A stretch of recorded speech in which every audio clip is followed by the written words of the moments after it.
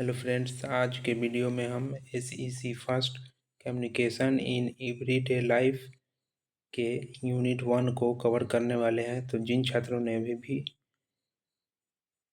BA BSc BCom में SEC first में communication in everyday life लिए हैं, उनके लिए यह वीडियो महत्वपूर्ण है। तो आज के वीडियो में हम पूरे यूनिट 1 को कवर करने वाले हैं। तो चलिए शुरू करते हैं। तो यूनिट 1 है हमारा संचार का सिद्धांत, जिसके अंदर हमें क्या क्या पढ़ना था, उसका अर्थ, विशेषता, उपयोग, चक्र, प्रतिक्रिया, लाभ, बाधाएं और अंत में है संचार के 7 Cs। तो एक एक करके सभी बिंदु को देखते हैं।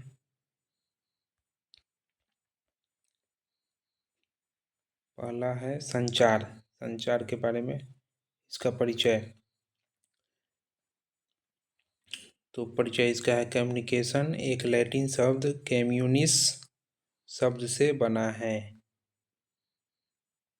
तो कम्युनिकेशन क्या चीज़ से बना है?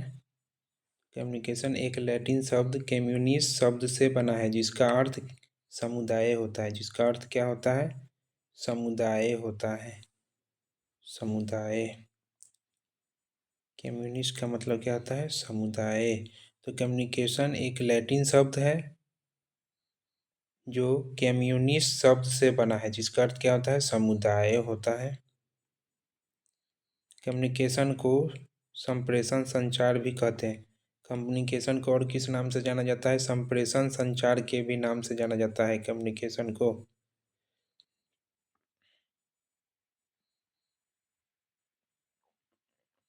उसके बाद है संप्रेषण का अर्थ। संप्रेषण क्या होता है? संप्रेषण का अर्थ क्या होता है?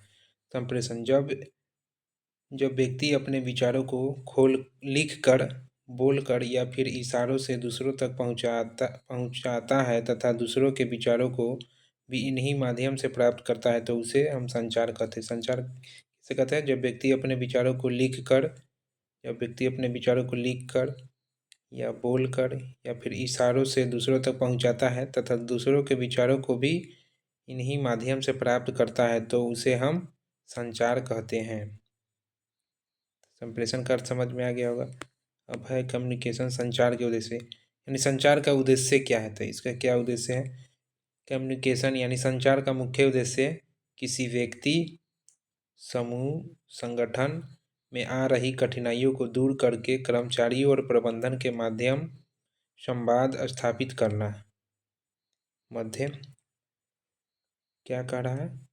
कम्युनिकेशन का मुख्य उद्देश्य किसी व्यक्ति, समूह, संगठन में आ रही कठिनाइयों को दूर करके कर्मचारियों और प्रबंधन के मध्य, यानी कर्मचारी और प्रबंधन के बीच में संवाद स्थापित करना। संगठन में कार्यकर्ता सभी कर्मचारियों के मध्य जानकारी और समझ विकसित करना। संगठन में प्रेरणा, सहयोग और रोजगार को संतुष्टि के लिए एक आवश्यक दृष्टिकोण को बढ़ावा देना।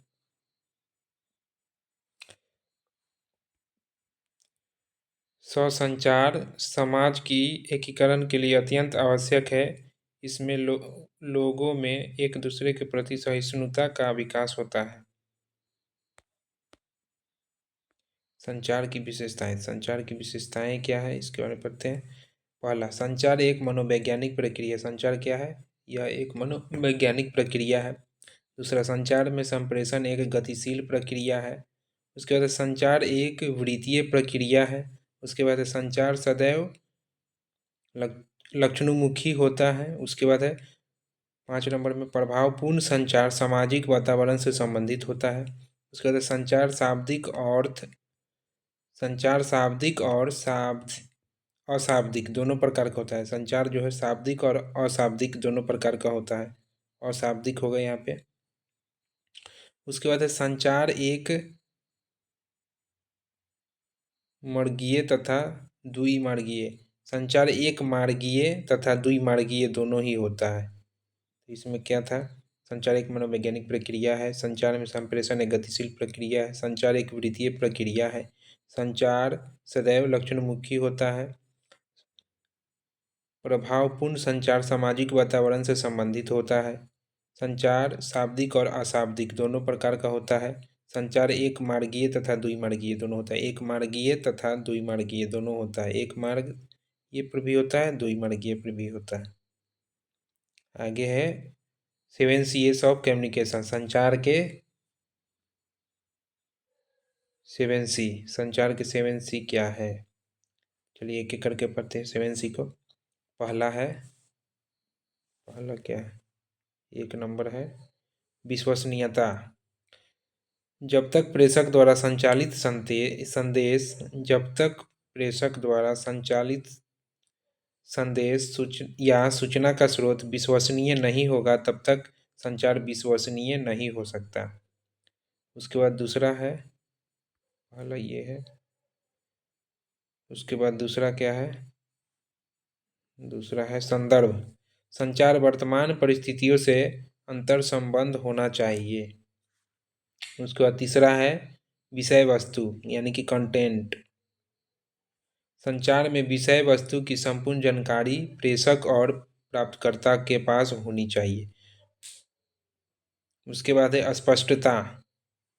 स्पष्टता कितना नंबर है? एक नंबर था विश्वसनीयता, दूसरा नंबर संदर्भ, तीसरा नंबर विषय वस्तु था और चौथा नंबर है स्पष्टता यानी क्लैरिटी होना चाहिए। संचार के समय प्रयुक्त होने वाली भाषा सरल तथा स्पष्ट होनी चाहिए ताकि समझने में आसानी हो।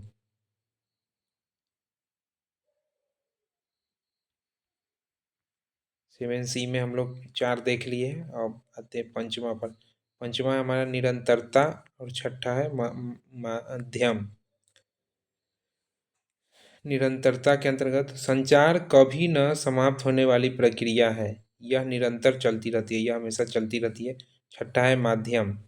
संचार की प्रक्रिया में केवल उन्हें माध्यमों का प्रयोग होना चाहिए जिसे प्रेषक और प्राप्तकर्ता उचित समझे। संचार की प्रक्रिया में केवल उन्हीं माध्यमों का प्रयोग होना चाहिए जिसे प्रेषक और प्राप्तकर्ता उचित समझे। उसके बाद लास्ट है 7C का सातवां क्या है? सातवां पॉइंट श्रोताओं की क्षमता, कैपेबिलिटी ऑफ ऑडियंस। संदेश को प्रेषित करने से पूर्व ही श्रोताओं की क्षमता का आकलन कर लेना चाहिए ताकि उसी के अनुरूप संदेश या सूचना को प्रेषित किया जा सके। तो ये था मेरा 7 CS संचार में 7 CS था। अब उसके बाद संचार चक्र के बारे में जानते हैं। संचार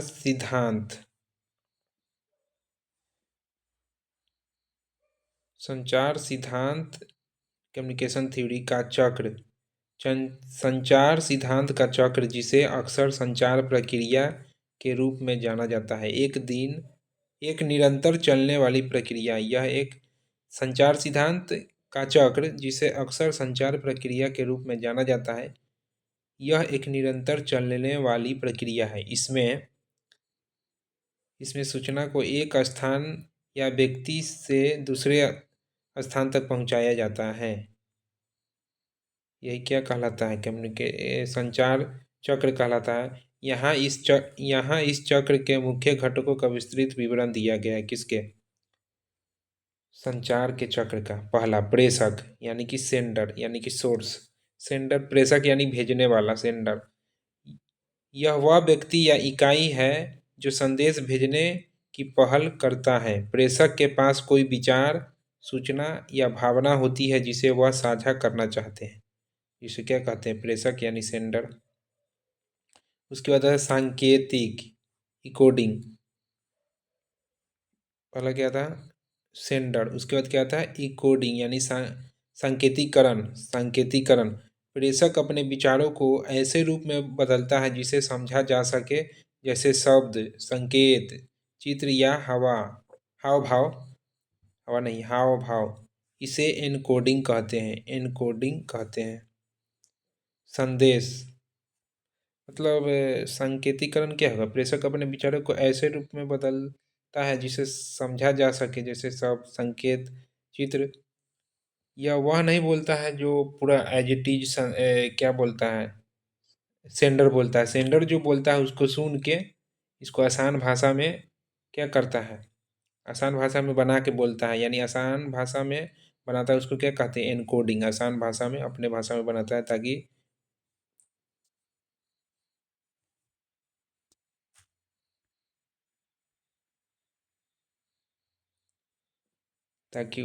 वो जो बात को रखे वह समझ में आ जाए, तो उसको क्या कहते हैं, एनकोडिंग कहते हैं।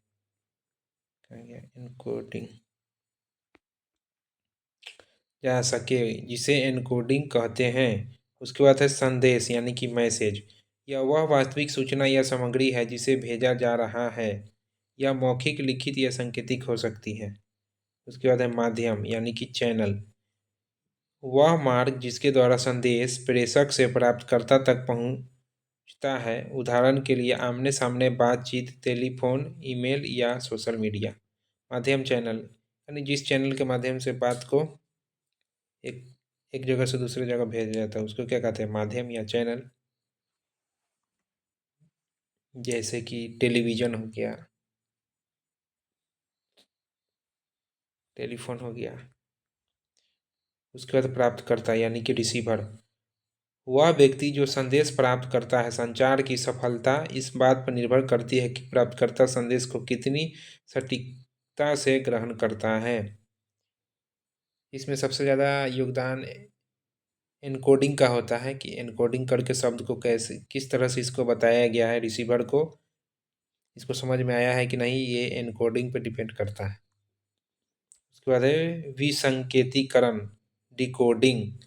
प्राप्तकर्ता संदेश को अपनी समझ के अनुसार अनुवादित करता है। यदि प्राप्तकर्ता का अर्थ प्रेषक के मूल विचार से मेल खाता है तो संचार प्रभावी माना जाता है। यानी जो प्रेषक ने कहा और जो प्राप्तकर्ता ने सुना, अगर दोनों के ही बात में समान भावना हो, समान अर्थ मिलता हो, तभी यह संचार क्या माना जाएगा, प्रभावी संचार माना जाएगा कि हाँ ये संचार सही से हुआ। उसके बाद आता है प्रतिपुष्टि यानी कि फीडबैक। यह संचार चक्र का सबसे महत्वपूर्ण हिस्सा है। प्राप्तकर्ता संदेश का उत्तर देता है या प्रतिक्रिया देता है। फीडबैक से ही प्रेषक को पता चलता है कि संदेश सही ढंग से पहुंचा या नहीं। फीडबैक मिलने पर यह चक्र पूरा हो जाता है। तो चक्र कब पूरा होता है, संचार का चक्र कहाँ पूरा होता है, तो फीडबैक मिलने के बाद। संचार चक्र में आने वाली बाधा। संचार चक्र में क्या क्या बाधा आ सकती है उसके बारे में पढ़ते हैं। संचार के किसी भी चरण में शोर या नॉइज बाधा उत्पन्न कर सकता है। यह शोर भौतिक जैसे तेज आवाज़, तकनीकी खराब नेटवर्क या मनोवैज्ञानिक गलतफहमी हो सकती है। ये बाधा है। संचार चक्र के प्रकार। संचार चक्र के कुछ प्रकार के बारे में पढ़ते हैं। मेनली संचार चक्र के दो प्रकार होता है, रैखिक मॉडल और दूसरा इंटरएक्टिव मॉडल। रैखिक मॉडल में जो है, रैखिक मॉडल इसमें फीडबैक नहीं होता, इसमें फीडबैक नहीं होता। इंटरएक्टिव मॉडल इसमें फीडबैक होता है और यह एक चक्र की तरह चलता है। संचार के दो प्रकार। संचार में बाधाएं। अब संचार में बाधाएं क्या हो सकती है। संचार में बाधाएं वे कारक हैं, बैरियर्स मतलब बाधा होता है। संचार में बाधाएं वे कारक हैं जो संदेश के अर्थ को स्पष्ट रूप से पहुंचने में रुकावट डालते हैं। एक प्रभावी संचार के लिए इन बाधाओं को समझना और उन्हें दूर करना आवश्यक है, नहीं तो वह संचार जो है प्रभावी नहीं हो पाएगा। मुख्य बाधाओं को निम्नलिखित श्रेणियों में विभाजित किया जा सकता है। जैसे कि पहला है भौतिक बाधा यानी फिजिकल बैरियर्स इन कम्युनिकेशन। ये बाधाएं बाहरी वातावरण से संबंधित होती है। शोर, जैसे कि शोर, मशीनों की आवाज़, ट्रैफिक या खराब टेलीफोन लाइन की वजह से। कभी होता है ना, कभी कभी टेलीफोन से बात करते वक्त नेटवर्क चला जाता है तो वो उधर से बोलता कुछ और है हमको, और इधर सुनाई कुछ और देता है, तो वही उसी प्रकार से शोर के कारण। उसके बाद है दूरी, डिस्टेंस। प्रेषक और प्राप्तकर्ता के बीच अधिक दूरी संचार को कठिन बनाती है। खराब उपकरण, पुराना कंप्यूटर, खराब माइक या धीमा इंटरनेट उसके बाद भाषा संबंधी या अर्थगत बाधाएं। जब प्रेषक और प्राप्तकर्ता शब्दों के अर्थ को अलग अलग समझते हैं, जैसे कि कठिन शब्दावली, बहुत अधिक तकनीकी शब्दों का प्रयोग करना। मान लेते हैं कि कोई दो दो व्यक्ति में बात हो रहा है और सामने वाला कोई व्यक्ति है जो ऐसा टफ वर्ड बोल दिया कि उसको समझ में नहीं आया, लेकिन वह फिर भी हाँ में हाँ मिला लिया, लेकिन बाद में जब वो उस बात को सोचा तो उसको समझ ही नहीं आया कि सामने वाला बोला क्या था। तो कठिन शब्दावली भी क्या होता है, संचार में बाधा बन जाता है। बहुअर्थी शब्द, ऐसे शब्द जिनके एक से अधिक अर्थ निकलते हैं, तो ये भी संचार में बाधा बन जाते हैं, क्योंकि वह बोला होगा कोई और बात, ये और ये उसी बात को मिलाकर दूसरा बात सोच लिया होगा, तो बहुअर्थी शब्द भी बाधा बन जाता है एक प्रभावी संचार के लिए। खराब अनुवाद, यदि संदेश का अनुवाद सही ढंग से न किया गया हो। उसके बाद मनोवैज्ञानिक बाधाएं, यह व्यक्ति की मानसिक स्थिति और दृष्टिकोण से संबंधित है, जैसे कि असमय ध्यान, यदि प्राप्तकर्ता का मन कहीं और है तो वह संदेश नहीं समझ पाएगा। ये तो जाहिर सा बात है कि अगर मैं किसी को कोई बात कह रहा हूँ, अगर उसका ध्यान मेरे बात पे है ही नहीं तो वो तो मेरे बात को सुना ही नहीं। तो ये तो संचार के लिए और भी बहुत बड़ा बाधा हो सकता है। पूर्वाग्रह, किसी व्यक्ति के प्रति पहले से ही कोई राय बना लेना, ये तो और भी गलत है। पूर्वाग्रह यानी कि सामने वालों को पहले से ही जज कर लेना बिना उसके कुछ बोले, जो कि संचार में बहुत ही बड़ा बाधा बन सकता है पूर्वाग्रह। उसके बाद है अविश्वास, मतलब विश्वास नहीं होना। तो यदि प्राप्तकर्ता को प्रेषक पर भरोसा नहीं है तो वह संदेश को गंभीरता से नहीं लेगा, जाहिर सी बात है।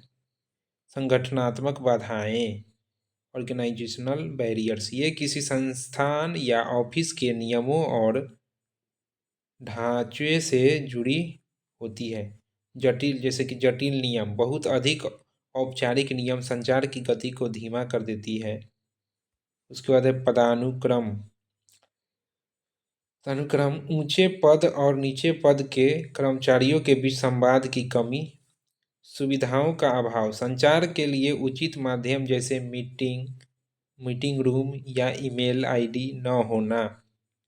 उसके बाद सांस्कृतिक बाधाएं, कल्चरल बैरियर्स, विभिन्न देशों या समुदायों के लोगों के बीच रीति रिवाजों और संकेतों के अंतर के कारण, जैसे कि शारीरिक भाषा, बॉडी लैंग्वेज। एक संस्कृति में जो इशारा सही माना जाता है वह दूसरी में अपमानजनक हो सकता है, ऐसा हो सकता है बिल्कुल।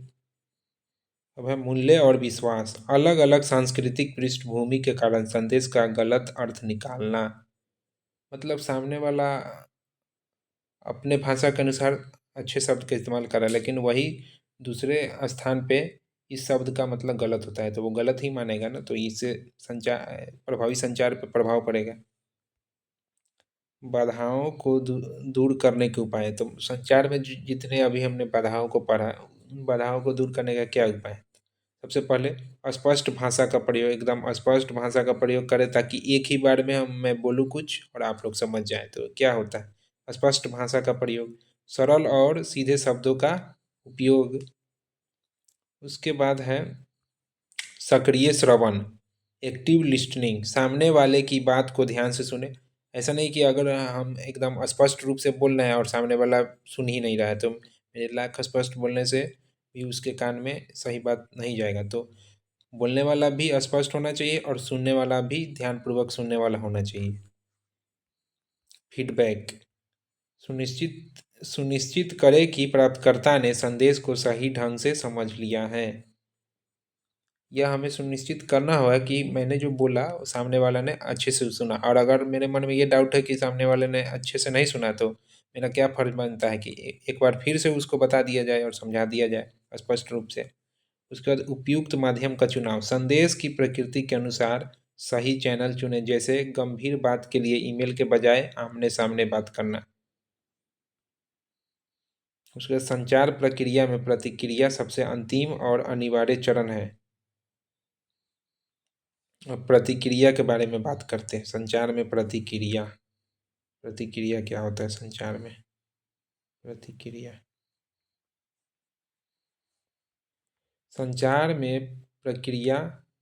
संचार प्रक्रिया में प्रतिक्रिया सबसे अंतिम और अनिवार्य चरण है। यह प्राप्तकर्ता की वह अनुक्रिया है जो प्रेषक को यह बताती है कि संदेश किस सीमा तक और किस रूप में समझा गया है।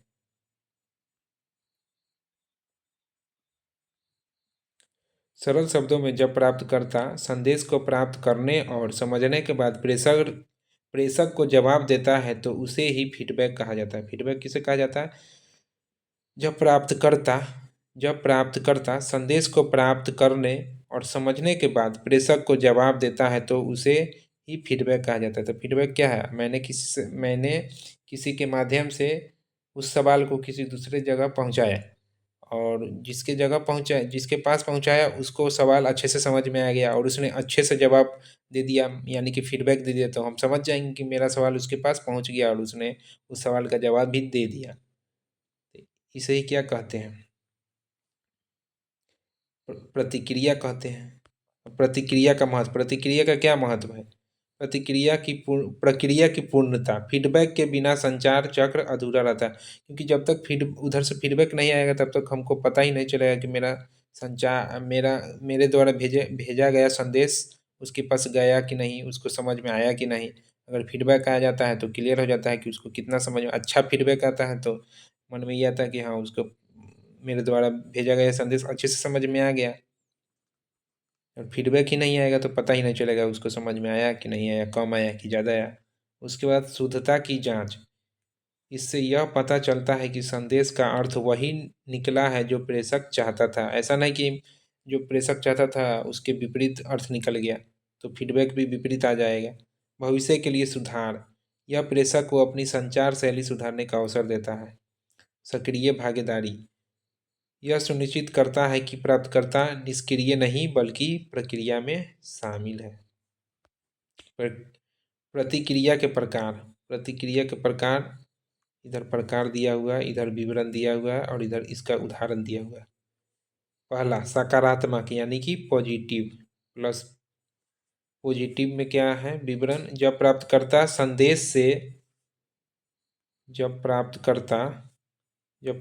संदेश से सहमत होता है या उसे सही ढंग से समझ लेता है तो उसको क्या कहते हैं? सकारात्मक। सकारात्मक प्रतिक्रिया। एग्जाम्पल के लिए, सिर हिलाकर सहमति देना, ठीक है कहना। सिर हिलाना मतलब ठीक है, हम समझ गए, तो ये सकारात्मक हो गया। नकारात्मक प्रतिक्रिया। जब संदेश समझ नहीं आता या प्राप्तकर्ता असहमत होता है। एग्जाम्पल के लिए, मुझे समझ नहीं आया कहना, असहमति जताना। उसके बाद है मौखिक प्रतिक्रिया। मौखिक प्रतिक्रिया, शब्दों का प्रयोग करके दी गई प्रतिक्रिया, यानी बिना बोले हुए शब्द। मौखिक मतलब बोलकर बताया गया, इशारों में नहीं, बोल के बताया गया। जैसे कि बातचीत या ईमेल का जवाब देना। बातचीत करना, ईमेल का जवाब देना तो मौखिक नहीं हुआ, यहाँ पे गड़बड़ है कुछ। गैर मौखिक, शरीर के हाव भाव या संकेतों द्वारा मुस्कुराना, जैसे हाथ हिलाना। उसके बाद हो गया गुस्से में देखना। ये सब क्या हो गया? गैर मौखिक प्रतिक्रिया हो गई। तत्काल प्रतिक्रिया क्या होता है? जो संदेश मिलते ही तुरंत दी जाए, उसको क्या कहते हैं? तत्काल प्रतिक्रिया। आमने सामने की बातचीत क्या कहलाती है? तत्काल प्रतिक्रिया कहलाती है। विलंबित यानी कि डिले, जो कुछ समय बाद मिले, मतलब प्रश्न अभी आया और जवाब 1 घंटा के बाद आया, तो क्या होता है? विलंबित प्रतिक्रिया होता है। जैसे आधिकारिक पत्र या सर्वे का जवाब, जैसे कि केवाईसी। बैंक में हम लोग केवाईसी करवाने जाते हैं तो क्या होता है? वह विलंबित प्रतिक्रिया होता है। आज केवाईसी करवाते हैं और 24 से 48 घंटे बाद हमारा क्या होता है? बैंक का केवाईसी अपडेट होता है। तो ये क्या है? ये एक एग्जाम्पल हो गया विलंबित प्रतिक्रिया का। उसके बाद है प्रभावी प्रतिक्रिया की विशेषताएं। प्रभावी प्रतिक्रिया की क्या विशेषताएं हो सकती है? एक अच्छी और प्रभावी प्रतिक्रिया में निम्नलिखित गुण होते हैं। पहला विशिष्ट स्पेसिफिक। फीडबैक स्पष्ट और सीधा होना चाहिए, गोल मोल नहीं होना चाहिए, घूम घुमाव नहीं होना चाहिए। उसके बाद समय पर, यदि फीडबैक बहुत देर से मिल जाए तो उसका महत्व कम हो जाता है। अब कोई सवाल हमसे पूछेगा अभी और मैं जवाब 1 घंटा बाद दूंगा, ये तो ठीक बात नहीं है। समय पर भी होना चाहिए, तब तब ना वो प्रभावी प्रतिक्रिया माना जाएगा। रचनात्मक, इसका उद्देश्य सुधार करना होना चाहिए, न कि केवल आलोचना करना होना चाहिए। शिष्टाचार, प्रतिक्रिया की भाषा विनम्र होनी चाहिए ताकि संवाद बना रहे। ऐसा नहीं कि सामने वाला हमसे प्यार से बात कर रहा हो, हम टाइट होके बोल दे तो क्या हो जाएगा, ये तो शिष्टाचार नहीं, शिष्टाचार के खिलाफ हो जाएगा। संचार चक्र में स्थान, संचार चक्र में जब प्राप्तकर्ता फीडबैक देता है तो वह प्रेषक की भूमिका निभाने लगता है और मूल प्रेषक प्राप्तकर्ता बन जाता है। इस प्रकार यह चक्र निरंतर घूमता रहता है। संचार के लाभ, संचार के क्या लाभ हैं? तो संचार के अनेकों लाभ हैं, जैसे कि देखिए संचार के लाभ, यह एक सफल व्यक्ति, समाज और संगठन के लिए बहुत महत्वपूर्ण है। प्रभावी संचार न केवल सूचना साझा करने का माध्यम है बल्कि यह संबंधों को मजबूत करने और लक्ष्य को प्राप्त करने की नींव है। यहाँ संचार के मुख्य लाभों का विस्तार से विवरण दिया गया है, चलिए देखते हैं। पहला, संगठनात्मक और व्यावसायिक लाभ। किसी भी कंपनी या संस्था में प्रभावी संचार रीढ़ की हड्डी की तरह काम करती है। उसके बाद कार्य कुशलता में वृद्धि, जब कर्मचारियों को उनके काम और लक्ष्यों के बारे में स्पष्ट निर्देश मिलते हैं तो कार्य तेजी से और सही तरीके से पूरा होता है। उसके बाद निर्णय लेने में सहायक, सही समय पर सही सूचना मिलने पर प्रबंधक बेहतर और सटीक निर्णय ले पाते हैं। टीम वर्क, टीम वर्क को बढ़ावा, अच्छी बातचीत से टीम के सदस्यों के बीच तालमेल बैठता है और वे मिलकर लक्ष्य प्राप्त करते हैं। किसी कंपनी में क्या होता है, टीम वर्क बहुत ही महत्वपूर्ण होता है। टीम वर्क नहीं होगा तो कोई भी काम टाइमली नहीं हो पाएगा, जल्दी नहीं हो पाएगा, अच्छे ढंग से नहीं हो पाएगा। कहते व्यक्तिगत और सामाजिक लाभ, मजबूत रिश्ते, चाहे परिवार हो या मित्र, स्पष्ट और ईमानदार संवाद से गलतफहमियां दूर होती है और अब आपसी विश्वास भी बढ़ता है। आत्मविश्वास में वृद्धि, जो व्यक्ति अपनी बात को प्रभावी ढंग से रख सकता है उसका समाज और कार्यस्थल पर आत्मविश्वास बढ़ता है। व्यक्तित्व विकास, अच्छा संचार कौशल आपको एक बेहतर श्रोता और वक्ता बनाता है जो आपके व्यक्तित्व को निखारता है। विवादों का समाधान, ज़्यादातर झगड़े और समस्याएं कम्युनिकेशन गैप के कारण होता है, यानी कि संवाद की कमी होने के कारण होता है। प्रभावी संचार के माध्यम से दोनों पक्ष अपनी बात रख सकते हैं और शांतिपूर्ण समाधान निकाल सकते हैं। यह बातचीत के माध्यम से कठिन स्थिति को संभालने में मदद करता है। कौन? संवाद। सूचना का आदान प्रदान, संचार का सबसे बुनियादी लाभ दुनिया भर की सूचनाओं को साझा करना है। शिक्षा, तकनीक और विज्ञान के क्षेत्र में प्रगति केवल संचार के कारण ही संभव हो पाती है। संक्षेप में संचार के लाभों की तालिका में देखते हैं इसका क्या लाभ है। क्षेत्र, मुख्य लाभ, प्रबंधन क्षेत्र में संचार का क्या लाभ है? लक्ष्यों की स्पष्टता और बेहतर नियंत्रण। मनोवैज्ञानिक क्षेत्र में मानसिक तनाव में कमी और भावनात्मक सहारा। उसका नेतृत्व के क्षेत्र में, लीडरशिप के क्षेत्र में दूसरों को प्रेरित और प्रभावित करने की क्षमता। उसका नवाचार क्षेत्र में संचार का महत्व, नए विचारों और सुझाव का स्वागत। यही था यूनिट 1 में मेनली हमें क्या करना था, कम्युनिकेशन के बारे में पूरी तरह जानकारी प्राप्त करना था और 7 Cs के बारे में पढ़ना था और कम्युनिकेशन के यानी संचार के लाभ हानि के बारे में पढ़ना था। हानि नहीं, लाभ हो, संचार से तो हानि नहीं है, संचार से क्या है, लाभ हो गया। इसमें क्या बाधाएं हैं, उसके बाद 7 Cs को पढ़े हैं। इसमें हम लोग क्या पढ़े हैं यूनिट 1 में, यही था। इसके अर्थ के बारे में पढ़े, संचार के अर्थ, विशेषता, उपयोग, चक्र, प्रतिक्रिया, लाभ, बाधा और 7 Cs भी पढ़े हैं। तो इस प्रकार हमारा कम्युनिकेशन इन एवरीडे लाइफ का यूनिट 1 समाप्त हो गया। अब अगले वीडियो में यूनिट 2 पे चर्चा करेंगे। तब तक के लिए धन्यवाद।